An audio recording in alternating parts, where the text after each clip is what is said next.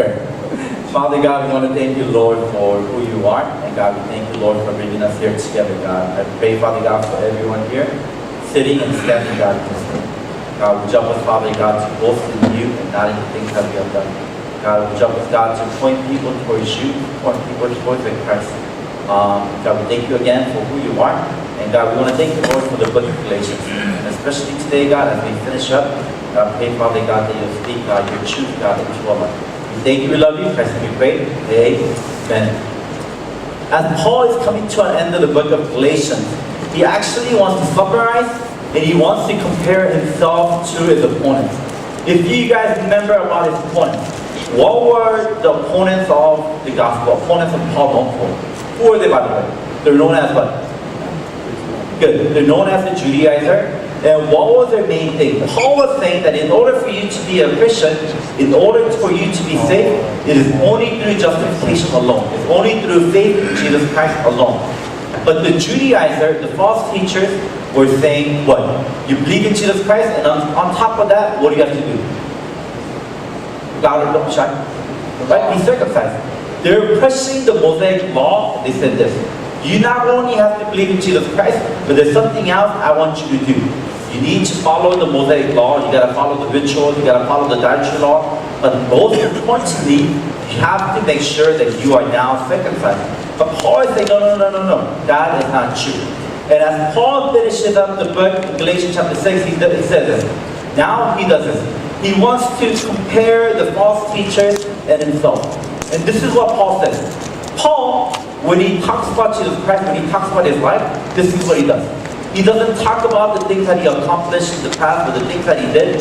He doesn't boast about himself. But he says, you know what? I have nothing to boast for because everything that I have is through Jesus Christ, through the cross. So Paul is saying, the only thing I can boast about is Jesus Christ. But the Judaizers were saying this, no. Here's what we're going to be boasting about. Not the works of Jesus Christ, but we're going to be boasting about the things that we have done. And because of the things that we have done, we gain salvation. So it was a false understanding that they have.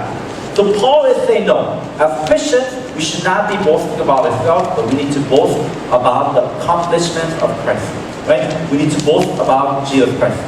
On Monday, as you know, Mondays are off days for pastors. So this past Monday, I was at a special event.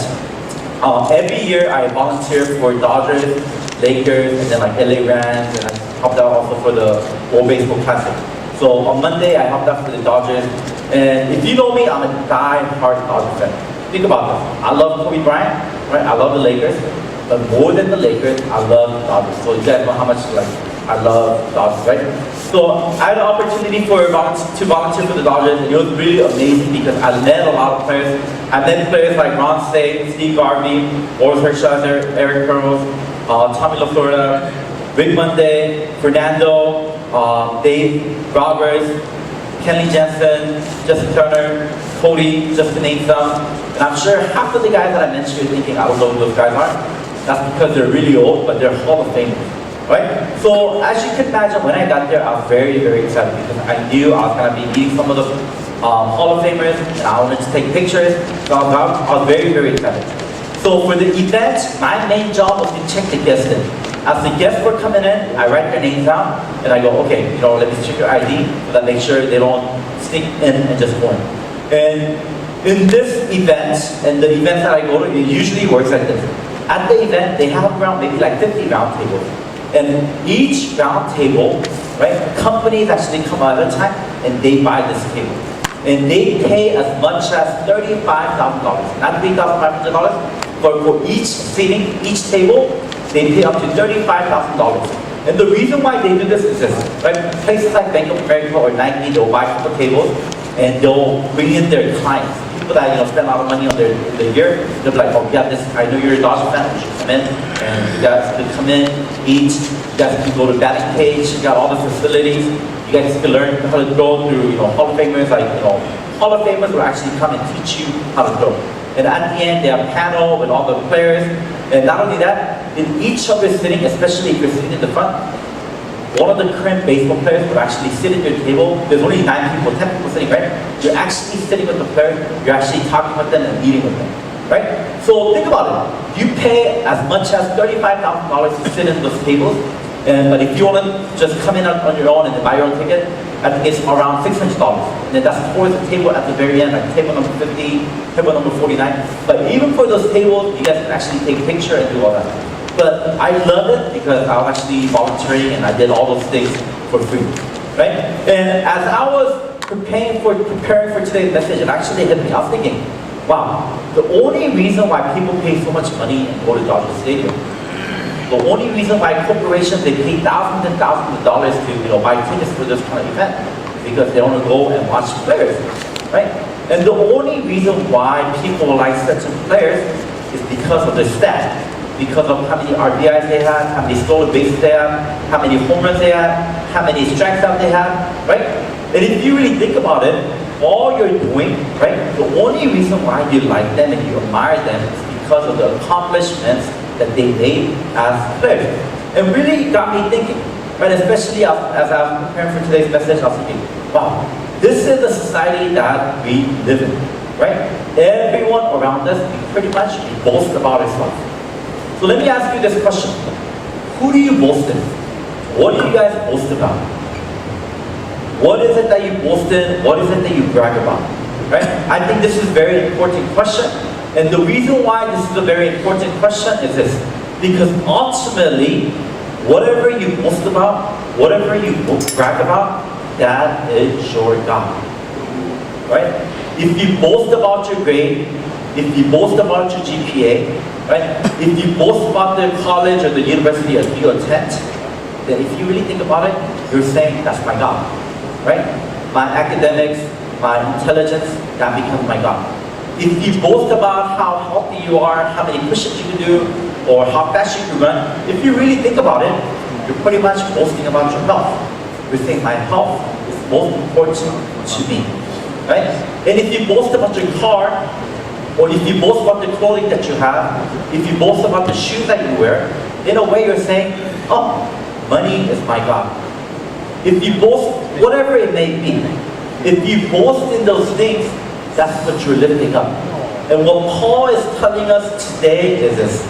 Whatever you are boasting about, whatever you are bragging about, if it is not Jesus Christ, that is your idolatry. That becomes your God. Therefore, this is what Paul says. You know what? I will only boast in Jesus Christ. I will only boast in the cross of Jesus Christ. So we're going to talk about the first group. As I mentioned, this is what Paul says. There's two groups of people, and the first group of people, this is what they do. They brag about, they boast about what they have accomplished in the past. And let me ask you this. Do you belong to this group? Do you boast about yourself? Do you brag about yourself? Right? The reason why you got good grade, the reason why you went to a certain college, the reason why you have a job, the reason why you look like this, do you say, oh, it's all because of me? Right? This is what Paul says. Please turn with me to Galatians chapter 6. We're going to be looking at verses 11 through 13. Galatians chapter 6, verses 11 through 13. Let's read it together on 3. You guys ready? 1, 2, 3.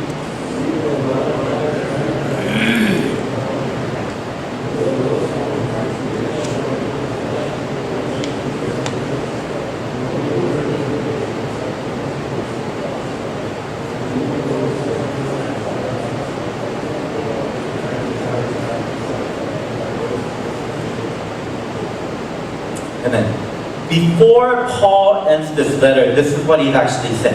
Before he ends this letter, he says something very interesting. In verse 11, this is what he writes. See with what large letters I am writing to you with my own pen. So what is Paul actually talking about? In ancient times, right, just like nowadays, people have people that work under them, right? Like a secretary.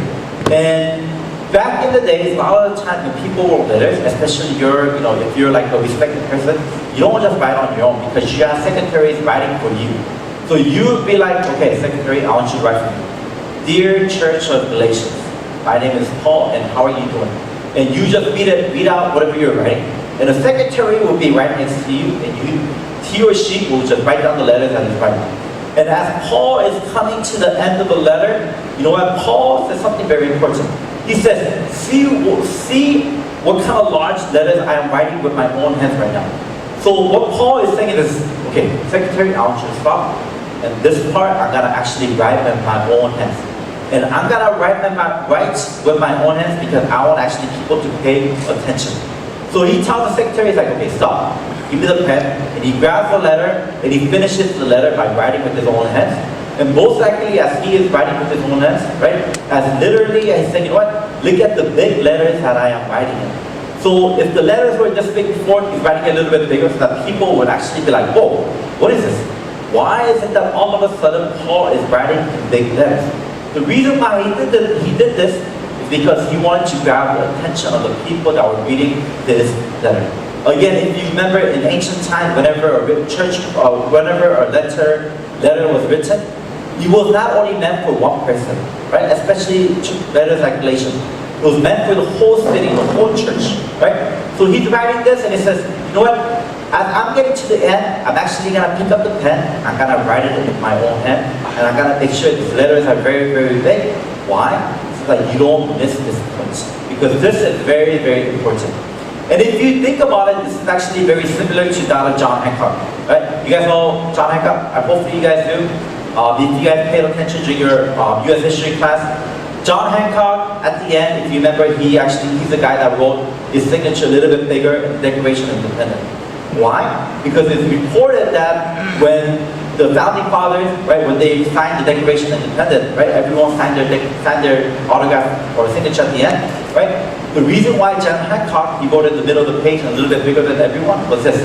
Because he wanted the letter from the US when he goes all the way to England, and King George III, when he read this, he wanted to make sure that he knew that he was the one that, like John Hancock stood out, right? He wanted to be like, I'm for sure, you know what, we want freedom, we don't like you guys, we don't like how we're being taxed without being represented.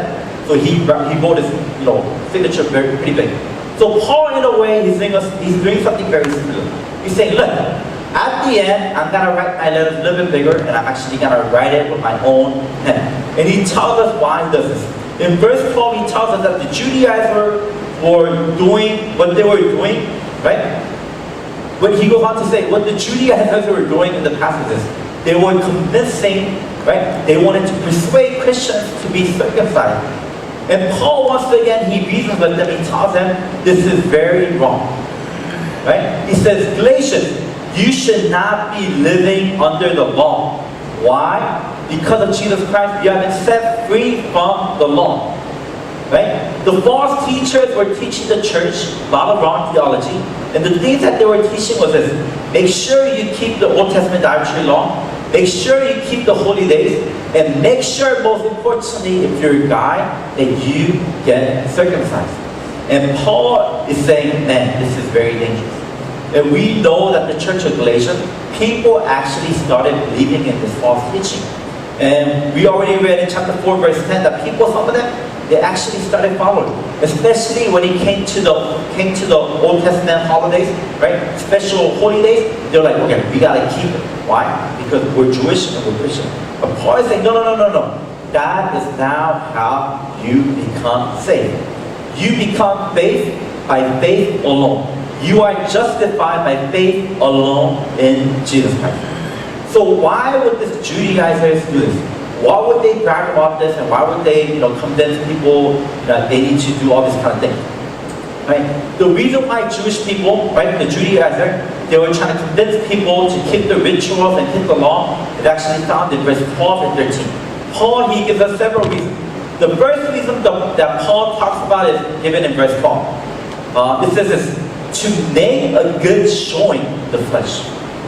That's the reason. Think about this. The reason why the Judaizers were convincing all the Christians, Michael, you gotta get circumcised. Eric, you gotta get circumcised. Daniel, you gotta get circumcised, right? The reason why they're doing this, I mentioned that because they're born in Korea. Most likely, okay, anyway, right? You're circumcised. Anyway, right? So the reason why the Judaizers, right, they're doing this is saying this, to make a good showing in the flesh.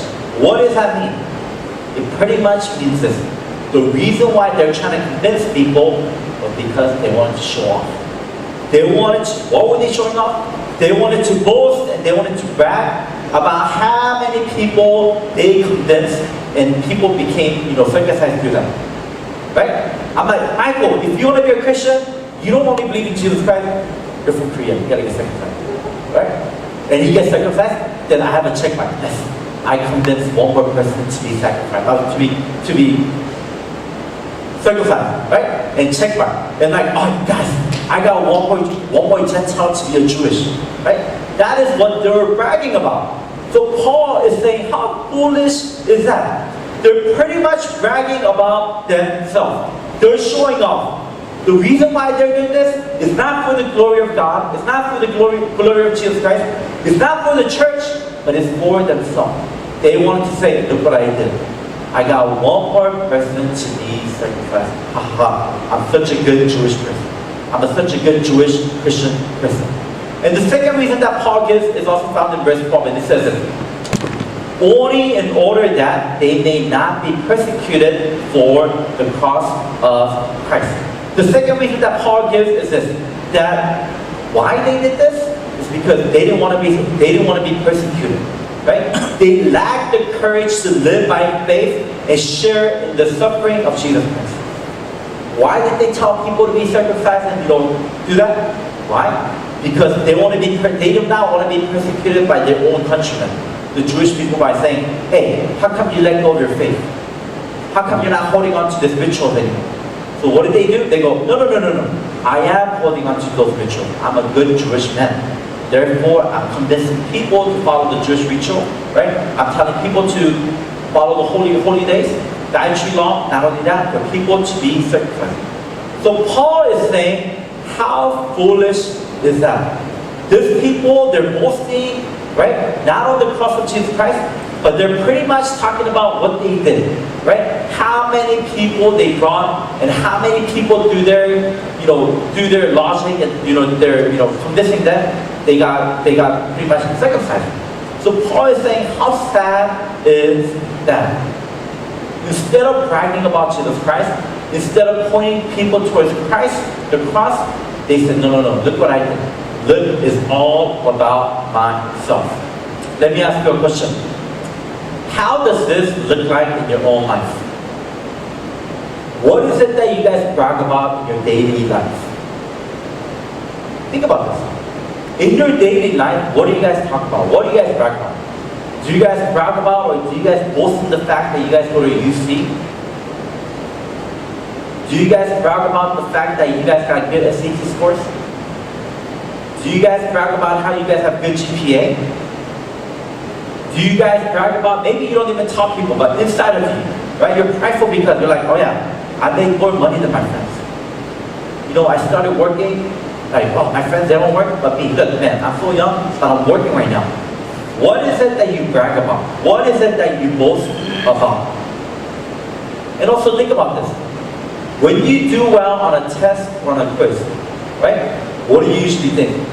Who do you give the credit? Do you go, so good, I stayed up all night for the past 3 days? Man, I didn't study all year, but man, past week I studied, and I got a B, I got an A. I'm so smart. What do you guys boast about? What do you guys, right? When you do well on a job, or when you get, let's say you're working and you get promoted, but you receive more money, who gets the credit? Think about it. If you say God gets the credit, does he really? If so, do you give God what belongs to him by giving him time? Right? Your heart, your condition of the heart, it actually speaks a lot of things. If you think about it, it's really silly how many times, right? Even in terms of spiritual stuff, we brag. And we think we're better than other people. When we go to retreat, we say, oh man, I go to retreat every year. When we go on mission, we say, oh man, I take 2 weeks off. I went on mission. I serve in children's ministry. I serve in junior high ministry. I serve in high school ministry. I serve in praise team. I'm serving team. I belong to a campus ministry. Think about it. Even in terms of spiritual stuff, a lot of times we brag about what we do or what we did.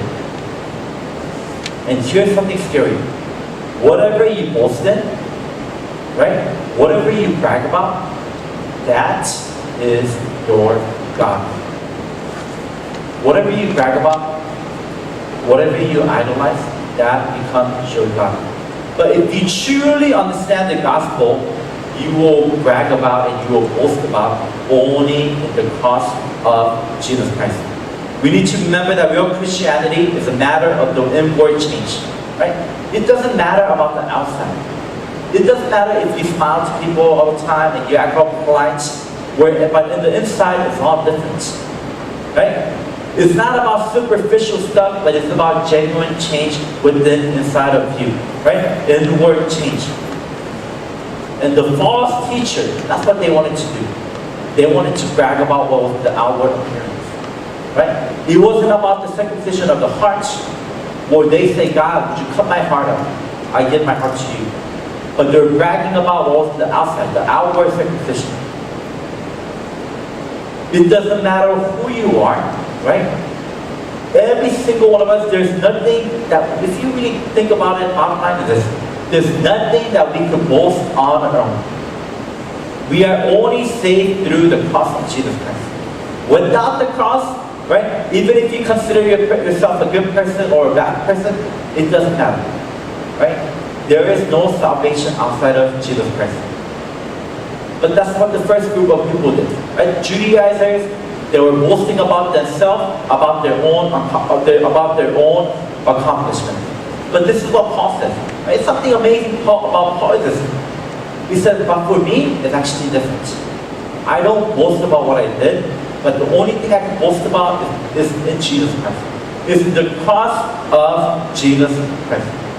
And think about who Paul is, right? He's a very highly educated person, right? He's a Roman citizen.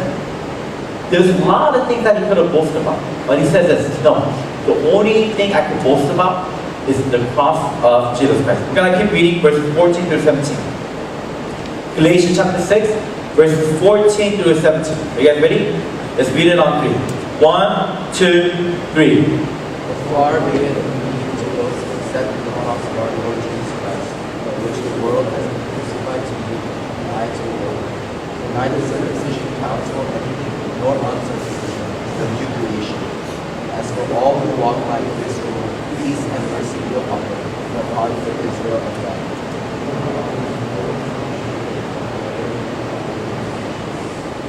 Amen. If we cannot boast in our own accomplishments, then is there something else that we could boast in? Think about it. If we can't boast about ourselves as Christians, is there something else that we can boast in? And the answer to that question is, of course, yes. There is something better that we can boast in. Right? Verse 14 it says this, but far be it for me to boast except for what? To boast except in the cross of our Lord Jesus Christ. Unlike Paul's opposition, this is what Paul is saying. For us Christians, we need to boast in the cross of our Lord Jesus Christ. So why should we boast in the cross? Why glory in the cross? Think about it. If you really think about it, the cross is not something that we need to boast or brag about. Right? Nowadays, you see people walking around with cross necklaces, like cross tattoos, cross shirts, right? Eric even has a beautiful cross right there, right? But why? If you really think about it, the cross is not something you brag about, right? If you lived in the time of Jesus Christ, the cross is something that you actually look down upon, right? Cross is something that brought fear into your image, right? It's like saying this. It's like saying people are boasting about the guillotine, right? That machine that chops your head off. It's like people saying, oh yeah, I brag about, I want to boast in the electric chair. I want to boast in the gas chamber. I want to boast in the handgun. Right? I want to boast in the cannons. That's kind of silly. No one does that. But Paul says, you know what? There is no reason why we should, and we as Christians, we could boast in the cross of Jesus Christ. And he gives several reasons. The first reason that we see is this. Because Christ died on the cross. Our relationship to the world of legalism has been put to death. Right? Paul writes here, right? He says this, by which the world has been crucified to me. Think about this. Paul is saying, by which the world has been crucified to me, and I to the world. What does Paul mean by the word world? Right? In this context, this is what Paul is saying. Paul is saying in terms of today's context, the world, it refers to legalism. It refers to keeping the law, right? It refers to being circumcised. So what Paul is proclaiming is this: because of Christ, and because of what Christ did on the cross, because of the death and resurrection of Jesus Christ, our relationship to the world of legalism is now dead. It's now over. It's now GG. You don't have to worry about it anymore. Right? And what's interesting about the verse is this. Notice how Paul doesn't say this. Notice how he does not say the world is dead. Right? Paul doesn't say the world is dead, but instead he says this. The world is dead to him. The world is dead to him. Likewise, for us Christians, for us children of God, the world is dead to us. Therefore, we do not have to brag or boast about the things of the world, right? But the only thing we are to boast in is the cross of Jesus Christ. The world has been crucified to believers, and we believers have been crucified to the world. They are dead to each other, meaning we are now completely separate, right? We are completely now separate. What does the word separate mean? Well, let me ask you a trick question. What does the word holy mean? Holy. Set apart. Set apart. It means separate. Right? Now, because of God, we become holy. We became righteous. We became justified. Meaning, we're holy. We are now separate from the things of the world. And now here, Paul, he gives a second reason why we are to boast in the cross of Jesus Christ. It's found in verse 15. For neither circumcision counts for anything. He says circumcision, it means nothing, right? Nor uncircumcision.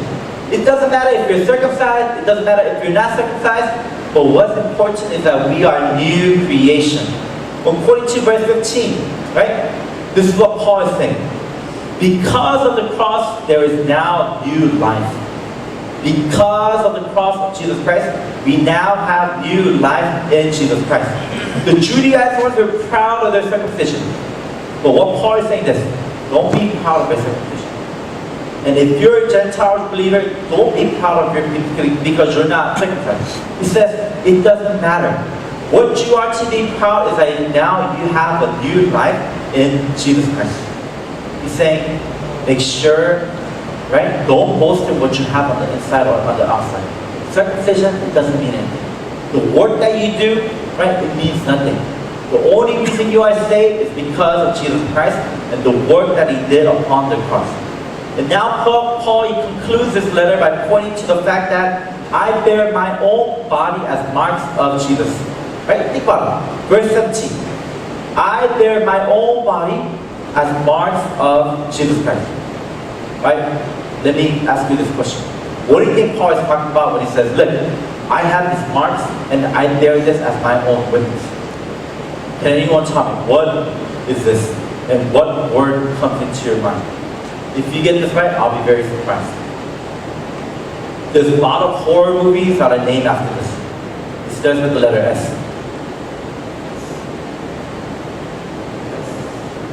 Okay, star, but it's a Greek word.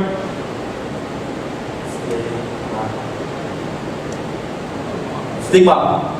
Okay? No, you guys ever watch horror movies? Right? So what Paul is pretty much talking about this. Right? He's saying, look at me. I have all these marks. Now think about this. Why do you think Paul has all these marks on his body? What kind of marks is he talking about? What kind of scars is Paul talking about? Anyone?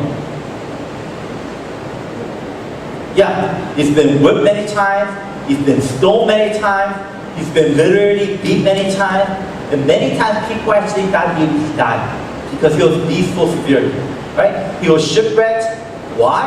All this because of the gospel. Because he was proclaiming the gospel message, people were throwing stones at him, people were punching him, people were spitting at him, people tried to kill him over and over and over again. That's why so many times he actually had to flee. He would go to a city knowing that he could die. He would share the gospel message, right? But he wouldn't care. It's like this. If I told you today, here's a plane ticket. I want you to go over to Saudi Arabia, Iraq, or Iran, and I want you to share the gospel message to ISIS people, right? I guarantee you, no, but I'll go. Even for me, I'm like, no, I have ministry here. I don't know about that, right? But Paul, the only he straight out went to people like Osama bin Laden, like those crazy people. He'd be like, hey, you know what you're believing is wrong. Jesus Christ is the way, the truth, and the life. And you get punched, you get killed, right? I mean, you get not killed, but you'll get like stoned, good, right? So he had all these scar marks in his body. But think about it. Paul is saying, even all these marks that I have in my body is not something I brag about or boast about. Why would he mention this? Think about this, right? Paul is saying, I'm only boasting in Jesus Christ. But there were the Judaizers, and what they do? I boast in what I do on my flesh, on my circumcision.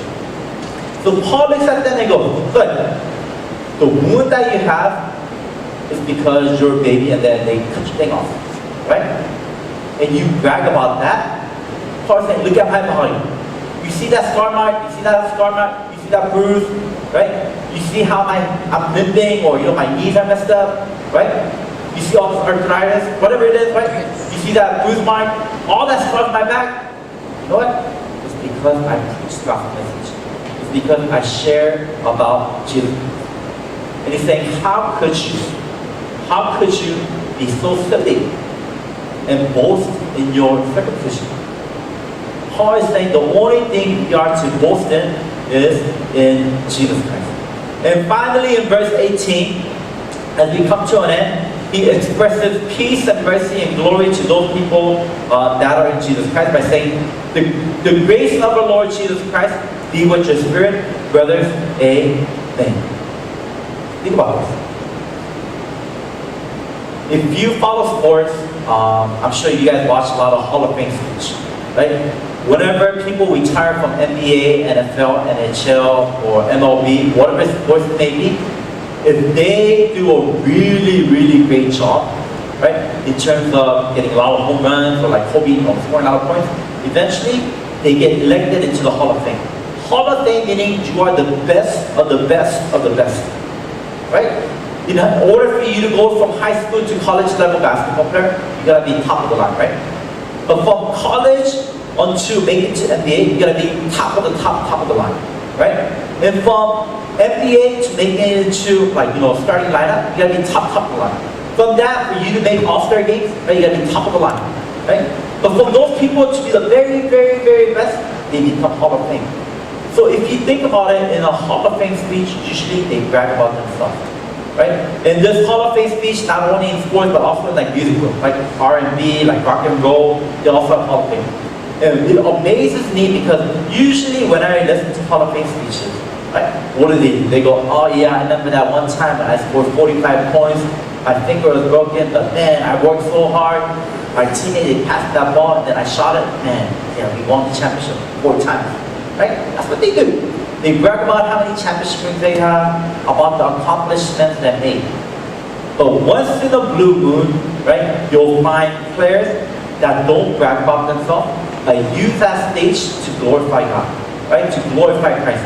I remember this one player, his name is David Robinson. He retired many, many years ago.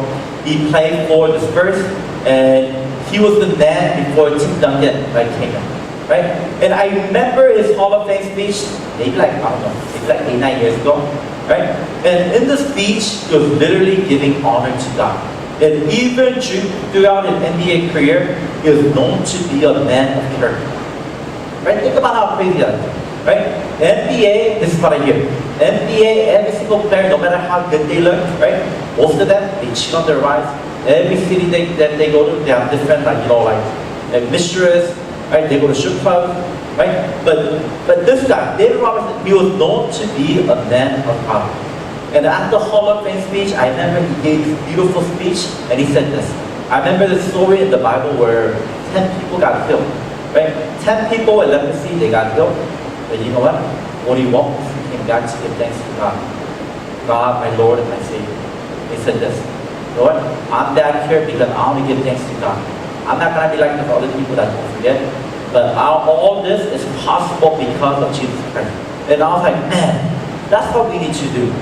Instead of pointing fingers at ourselves and be like, look what I did, right? Look how much money I make, look what kind of car I drive, look what kind of job I have, look how good looking I am. It doesn't matter, right? Whatever things that God has given you, my prayer is that we use that so that we can point people towards Jesus Christ. Again, going back to the question, what is it that you are boasting in? Or let me change that question around and ask you this way. When was the last time that you boasted in Jesus Christ? As you were talking to your friend, as you were talking to your classmate, as you were talking to your professor, as you were talking to whoever, when was the last time you said you gave glory to God? Usually when you do something good, you're like, oh, yeah, I studied really hard. Yeah, when I was in high school, I went to SAT Hagwon. Oh yeah, I practiced singing, 5 hours a day. I practiced guitar 4 hours a day. I practiced walking like a model 3 hours a day. Right? When was the last time, instead of you giving credit to yourself, you said, oh, actually, I'm actually not that smart. Honestly, I'm actually done. But okay, maybe that's why, right? But the only reason I'm here is because of Jesus. Think about it.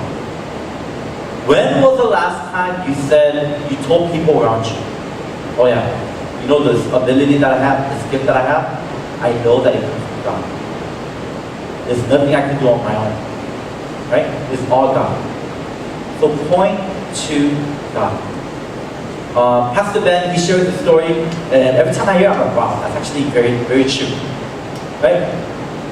He said he was at this event, and then after this event, it was a really good event, and then one of the guys came up to the leaders and said, wow, you know what, very good job.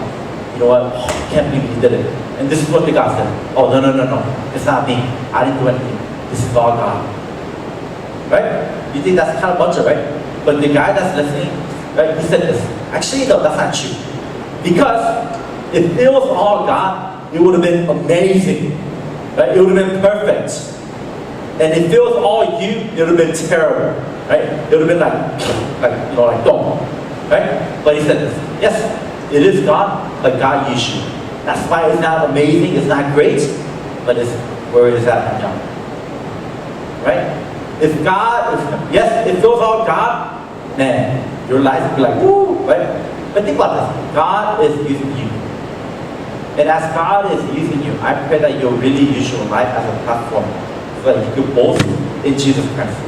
Don't boast in your earthly circumstances, right? Don't boast in your accomplishments, right? A lot of times when you guys, I'm sure a lot of you guys wrote this when you guys got into college. When you write your letters for college, what do? You come up with a brag sheet. Oh yeah, my GPA. This is all the community service hours that I did. But again, instead of pointing towards what you did, your accomplishment. As Christians, my prayer is that we point towards Christ. Again, real Christianity is a matter of the inward heart, right? It's not about what we do or how we look on the outside. And the heart of your religion is what you boast in. What you boast in is your God. So who do you boast in? Let's pray. Father God, we come before you, and Lord, we want to thank you, God, for who you are. And God, we confess, Father God, that so many times, God, that we boast and Lord, we brag about ourselves. And even for myself, God, there's so many times, God, where I become prideful, and Lord, I brag about the things that I do. But God, I pray, Father God, that you'll remind us again that there's nothing that we can do. That all our earthly accomplishment, God, is garbage. It doesn't mean anything. So Lord, instead of pointing towards ourselves, God, we jump up, Father God, to give you glory, and Lord, look towards the cross. God, we thank you, Father God, for who you are. And God, we also want to thank you, God, for the book of Galatians that you have given us. We thank you, Lord, for reminding us, God, that salvation, God, is not earned. It's not what we do. It's not how much we know. It's not getting circumcised. But Lord, it's only through you, God. It's only through knowing that Jesus Christ, that you died and that you rose again. So God, we thank you, Father God, that we have been justified by faith alone. your Son, Jesus Christ. So God, we jump, Father God, to point towards you. Especially this week, God, I pray, Father God, that you'll challenge us. God, we jump, Father God, to live a life that is set apart, a holy life. Instead of just wasting our time, and instead of God doing the same routines over and over again. God, we pray, Father God, that you'll challenge us. God, would you help us, Father God, to be different, to live a life that is set apart. God, we thank you again, and God, we point to you. We give you honor, God, we give you glory. And Lord, as we continue on, God, with the singing of this song, God, we give you honor. And in Christ's name we pray. Amen. Let's all stand.